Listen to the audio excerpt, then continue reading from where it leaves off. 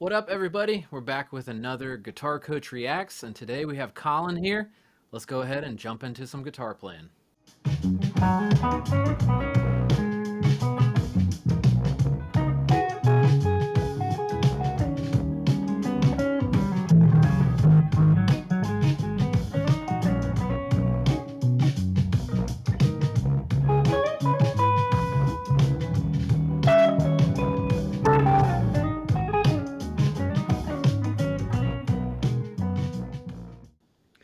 All right, man. Really nice playing overall. I got some coaching points that I'd love to share, but let's just talk about the track first. So this is a track that I kind of have coached you on a little bit, and specifically one of the things here is that you were trying to get more longer like phrases, and specifically you were kind of like talking about like 4-bar phrases and how to like shape things and then land at the end, which I think is just such a cool thing. So these chords are A flat minor 7, technically C flat major 7, whoa, D flat minor 7, go up to like a E7 sharp 9, E7, or sorry, E flat. And so clearly this is not a guitar friendly key. Can you tell me a little bit about what you're doing to try and navigate the chord changes? Sure, yeah. So over the A flat minor, I'm thinking mostly just my blues scale and Dorian. A lot of minor pentatonic just because I love the blues and that's where a lot of my language comes from. And then over the B major 7, It's B major 7 or C flat major 7, yeah, however you want to look at it.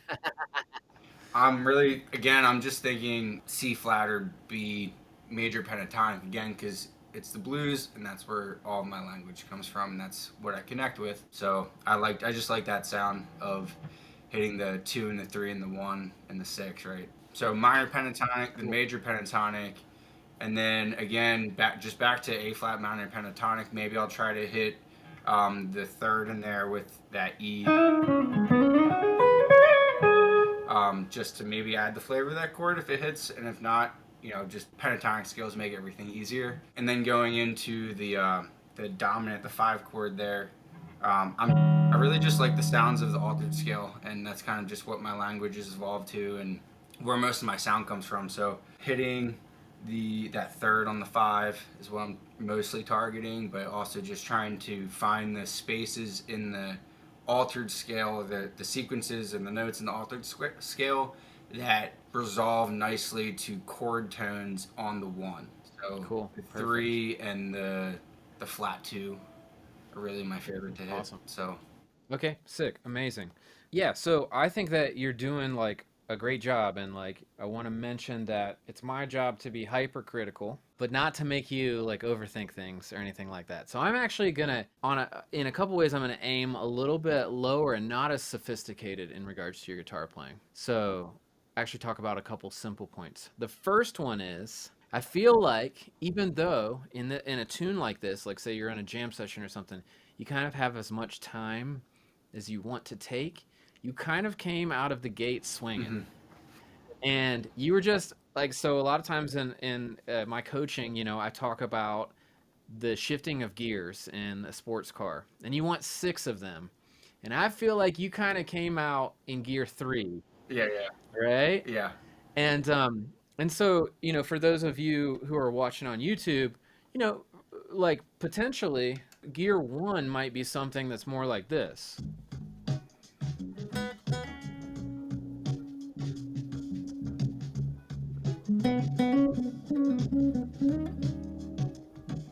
I've only played 4 notes, 4 different notes.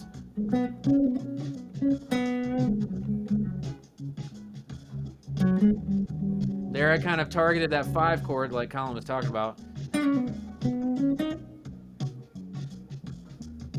I'm very specifically, I'm trying to kind of like almost add 1 note at a time. That's the highest I've played so far.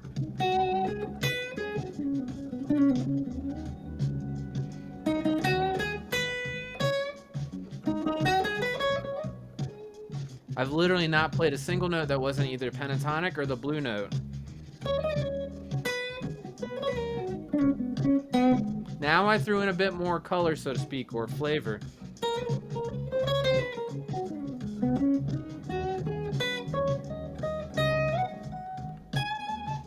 finally went up into those higher registers. So I thought you played a lot of really nice stuff, but you just came out swinging a little bit more than I would. Yeah, yeah. It was started with too many notes for sure. I could feel that when I started. I could feel that. Right. So I think, and look, everybody out there, this is not easy to be on the spot. You know that you're going to be on YouTube. There's the chance for thousands of people to potentially watch it. It's a little bit nerve wracking, right? And so, but the coolest part about that is it is very much similar to as if you were on a gig, minus the like, hey, your buds are beside you and you've got that like moral support. It's just you hanging out to dry on the internet.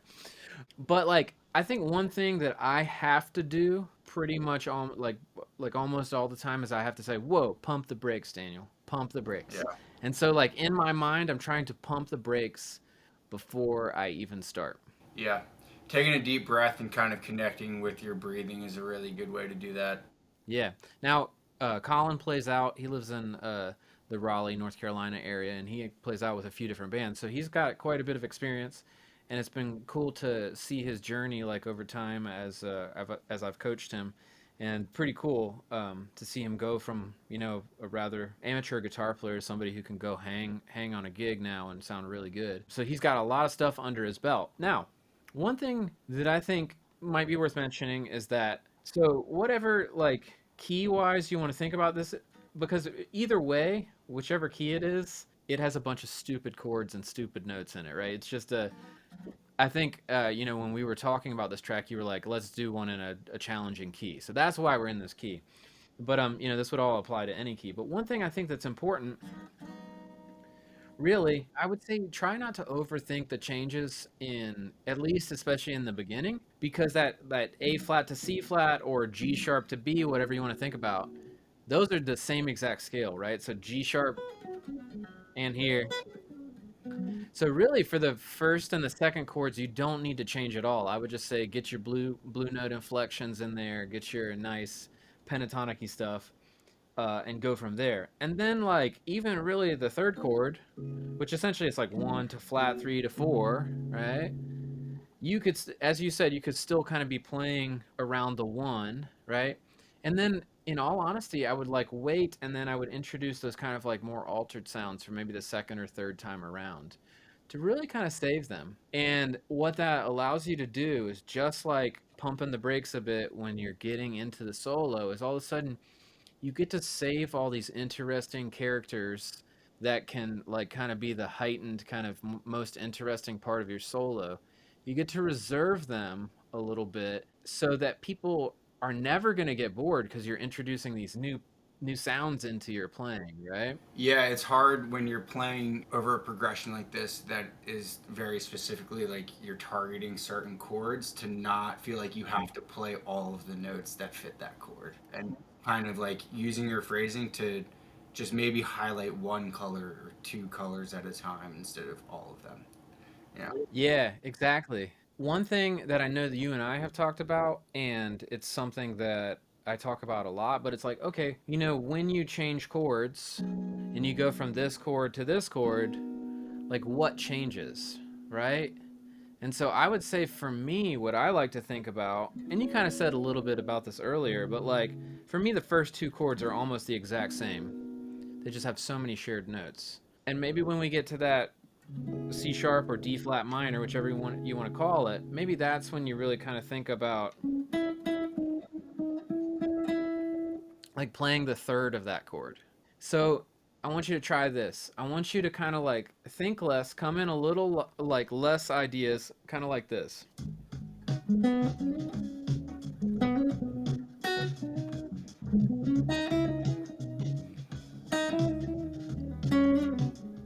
So that time I only hit the third of the third chord. I didn't think about any other fancy stuff. Let's try that.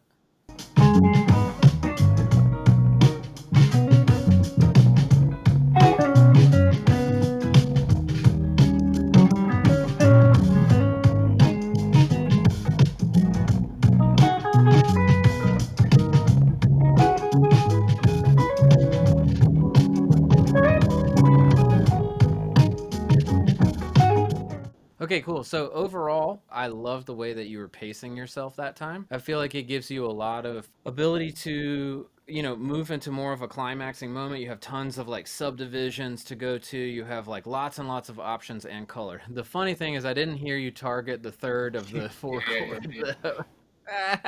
Okay, so try it here.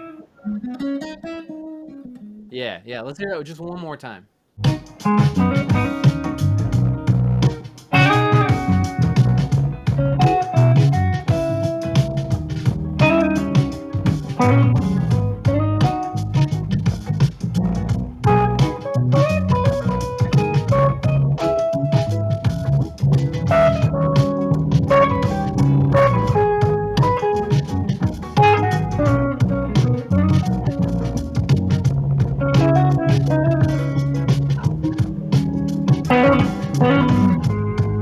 Okay, cool. Great, man. So my big things for you, honestly, I think you're sounding really awesome and there are lots of cool things. I personally would probably take the track and I would take Ableton and I would probably like break it up into the four different chords and I would try I would make a new track with just that chord and I would hang out on it because it feels like when you practice a four bar phrase like this that's over and over and you don't necessarily target each of the chords by themselves, I feel like it's like you're always like waiting, like say especially the last chord, it's like I'm always waiting to try my idea on there yeah, and it's really hard to like just execute it on the spot. But if you hung out on like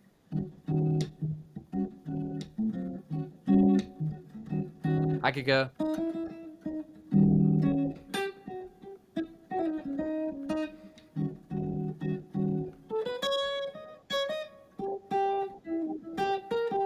right, and I'd be like finding like, oh, where are those little fragments and those ideas, and that's one of my favorite things to do with Ableton, as you know. yeah. Definitely just being able to kind of find your own little clips and snippets of melody within the scale and different parts of the fretboard that like you can kind of go to and hear instead of trying to like play whole scales and stuff like that.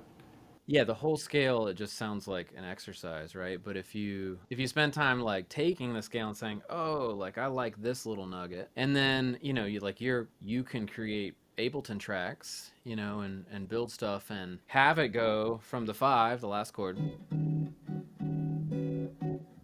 to the 1.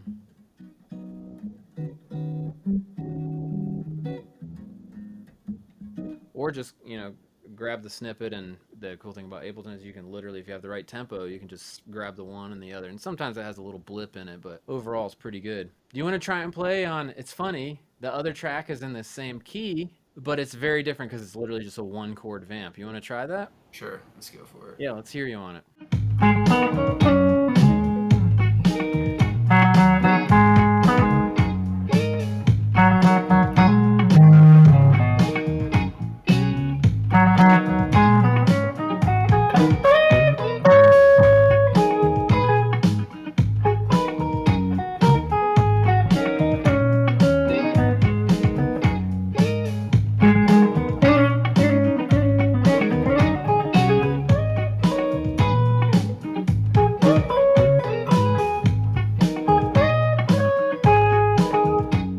All right, cool, man. Lots of great stuff. Lots of great stuff. So, I think the average listener out there, like you're on the gig and you're playing like that, people are just like, dang, man, that sounds good. That's like really, there's a lot of great guitar playing that you just did. It's awesome. So, again, I'm a guitar teacher. I'm going to be nitpicky. That's my job. If I didn't do that, I would be wasting your time and everybody else's. So, one thing that I'll mention that I think, you and I agree on, and so just the nature of it. On a song that starts to get that fast, it's like this one's 110, and it's like very 16th note bass, right? And so what you want to do right away is you want to play fast and you want to play short. But the thing that we should be doing is making sure that we're actually playing kind of juxtaposed against the track because it makes you stick out as a guitar soloist. So you really kind of want to actually play more long, especially at first, right? Now, this might be a pop tune and say you only get like a 16 bar solo or an 8 bar solo or something. That could happen. But in our experience, like we work on these things and we're doing them because we get to jam. Like in your band, you get to jam, right? In the bands that I play in, you get to jam. So we can take as long solos as we want, essentially. So, one of the biggest things that I would say is try to make sure that the length of your notes, like I don't care if you're playing eighth notes, quarter notes, triplets, whatever, but make sure they are just nice and connected because the track itself makes us want to play tick tack tock tack tick tick tack tick tack and you want to play za doo doo da doo boom boom every note connected right. So let me play it for a second.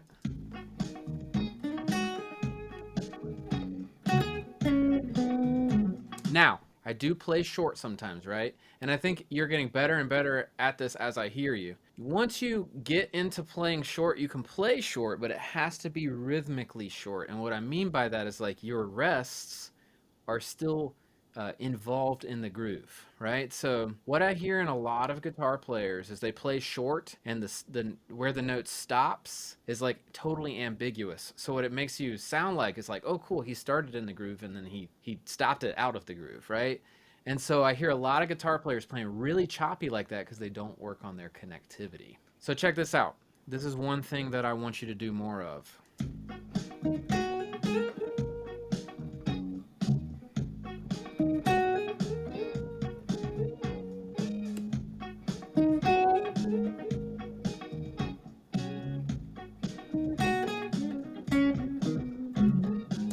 What did I do? You played longer notes in the groove, but you repeated that phrase more. You hung out in that space longer, built on top of it. So in my brain, the entire time I was like, the audience is getting bored. I really need to move on to something else. But I am wrong. I am wrong. My brain is telling me incorrect information because what I find is when I actually go out and play shows, people are so much more connected because when you play a line and build upon that line in a way where it sounds like, you're telling a story instead of just playing a line, abandoning, playing a line, abandoning, people are so much more connected. They're like, oh wow, like they're like, oh, you're so melodic, and it's because you're almost like playing the melody of a song in your solo. That should be like the ultimate goal. It's like, oh wow, is that pre-composed? Did he write that? Nope. I just try to play something that meant something and repeat it. Yeah, yeah. Yeah, you have to stop playing show. Like, I gotta stop playing show and tell with audiences sometimes. You know what I mean? Like, just because you can play it and play more doesn't mean you should. Yeah. I think it comes back also to it gives you so much more space to shift into those gears like we talked about earlier because you could be in gear 1 and you can play a line and you're being really expressive but you're not playing fast and you're not playing a lot of note density. Yeah, yeah, and you're giving people something to connect to more. Like you repeat something, and they kind of like hooks them and hooks Yes. their ears and kind of lands them into your guitar playing, and then you just kind of build off of that, and it makes everything feel a little bit more connected than just like a run-on sentence. Yeah, like I'm the nerdiest nerd guitar player in the world. Like I mean I love the nerdy stuff. I like it. I honestly I just like music. So it's not that hard but for me, but yeah, I think that we as musicians, we as learning musicians, people who are trying to understand this fretboard and scales and everything, we lose the average listener perspective incredibly quickly. Yeah. And if you think about just the person that's out there listening to you or the person who's on the across the internet listening to you, it's like if you're constantly abandoning your ideas that you just played, it's literally like you're talking to a crazy person who just like can't focus on one subject and they're just bouncing around. It's like we're having a conversation with a squirrel who's like Yeah, chasing a yeah, nut, yeah. It's Yeah, I like think the analogy of music to language or improvising that like having a conversation is a good one because like when you're conversing, you're kind of trying to connect your ideas and the way what you're saying to somebody as opposed to just kind of run on sentence, not letting anyone else talk or anything. So everything's kind of yeah, connected. exactly. And it really is. It's kind of like if you think about it as a run on sentence and you're talking with that person that never shuts up, you don't have the chance to process what they just said. And there's this deluge of just information, right? So if you can think about like, how do you play with that space? How do you play less stuff, make it mean more? Like that's a huge thing. And then absolutely, I want you and I want every guitar player, if they want to do it, to shred somebody's face off. Like absolutely, that is fun Yeah, exactly. There's a time and place to like just start smashing notes everywhere and just playing a bunch of stuff. But it, like when it's like the right time for that crescendo after you've already hooked them with like the melodies and the nice phrasing and everything. Yeah, totally. And then you can go there and people are like, "Oh wow, that person was so restrained for so long." And then suddenly, "Whoa, I can't believe they can do that." Versus like Captain Guitar Diarrhea like just starts playing a bunch of notes like right away. I mean, that is the most exhausting thing to listen to where it's just like every solo is the most profuse like number of notes like just everywhere on the guitar neck, and every time that person gets a solo, it's that same, just blah, blah, blah, blah, blah, blah thing. But when you wait and it's like you wait for that moment and then you do that thing, it's like, whoa, that's incredible. Like that is the move. Like they're just like, I didn't know he could do that. Yeah, I found like in my own guitar playing, especially when I listen back, like I know I have this gear that I've worked on that I can get to, but there have been times when I've like been too eager to get to that gear and I've gotten to it too fast before it's like going to be the most impactful. It's almost like you kind of waste it. You're like, oh shit, I'm playing all these notes, but like it's not like melting people's faces off like I intended to. Yeah, because you were like gear one, gear two, six, and it's like, whoa, where were all the things in between, right? That like a lot of it to me is like I've been talking about this analogy of like imagine you're watching a movie and like all of a sudden the entire cast comes out and tells you what their part is, and it's like, hey, here's everybody. Who's gonna keep watching that movie? Yeah, I yeah, surely am yeah. not, right? You gotta like get there, and that's kind of like I love that idea of like, okay, cool. Start out with small nuggets of notes, build into it rhythmically. And again, I'm not saying that every solo shifts from one to six, and you get to do all those things. But like, if you have that in your bag, that's really cool. Sometimes you go to the gig and it's a pop country song and you have to play 4 bars and that's all you get, and then that's a lot of times you're in sixth gear right away, or whatever. Probably in that you're more like in fourth gear because you don't want to play too many notes. Nobody needs to like thing on that kind of song, just some nice tasty playing. So yeah, I think it's interesting. A lot of this is like when you get to a level like where you are now, you've worked for so much of your technical ability. You've done a great job of like Colin's done a lot of transcribing, a lot of really specific listening, learning licks from great players, learning the scales, learning concepts like improv concepts and things that I have shared with him. Now you got so many, things, tools on your tool belt essentially, but you just have to make sure that you're not showing your cards right away, when you come into the stuff because you're playing a lot of great stuff.